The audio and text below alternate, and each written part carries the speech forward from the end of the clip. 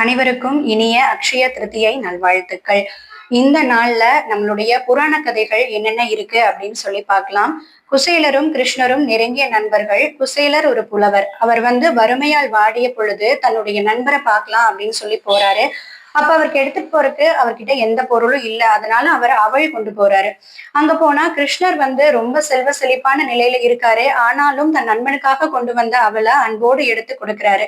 அதை மிகவும் அன்போடு கிருஷ்ணரும் வாங்கி சாப்பிட்டுட்டு அவர் கேட்காமையே குசேலர் தன்னுடைய வறுமை நிலையை சொல்லாமலே கிருஷ்ண பரமாத்மா அவருக்கு அனைத்து செல்வ செழிப்புகளையும் வாரி வழங்குறாரு.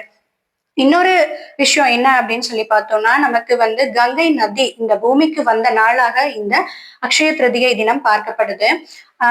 அன்னபூரணி தாயார் பசியால் தவித்த சிவபெருமானுக்கு அன்னம் இட்ட தினமாக இந்த அக்ஷய திருதியை நாள் இருக்கு.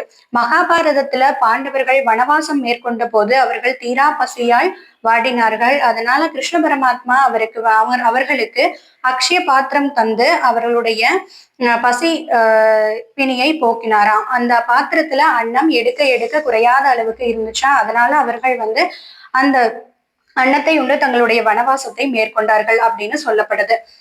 இது மட்டும் இல்லாமல் இந்த நாள்ல பரசுராமர் அவதரித்தார் அப்படின்னு சொல்றாங்க. இந்த அவதாரம் விஷ்ணு பெருமானின் 6வது அவதாரம். இந்த நாள் சித்திரை மாதம் வரக்கூடிய அமாவாசை தினத்தை அடுத்து வரக்கூடிய திருத்தியை திதியில கடைபிடிக்கப்படுகிற ஒரு அற்புதமான நாள். இந்த நாள்ல நாம் வாங்கக்கூடிய பொருள்கள் ஆகட்டும் மேலும் மேலும் பெருகும் அப்படிங்கிறது ஒரு ஐதீகம்.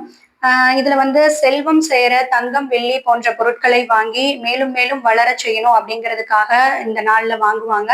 இது மட்டும் இல்லாமல் மகாலட்சுமி அம்சம் பொருந்திய கல்லுப்பு, மல்லிகை, வெற்றிலை பாக்கு இது போன்ற பொருள்களையும் நம்ம வாங்கி வச்சு பூஜை பண்றதும் மிகவும் சிறப்பான பலனை தரும். இது மட்டும் இல்லாமல் இந்த நாள்ல தானம் அப்படிங்கிறது மிக மிக முக்கியமானது. அதிலும் குறிப்பாக அன்னதானம் செய்வது மிக நல்லது. நம்மளால முடிஞ்ச 2 பேருக்காவது சாப்பாடு வாங்கி கொடுக்கறது அப்படிங்கிறது மிகுந்த சிறப்பினை தவறும்.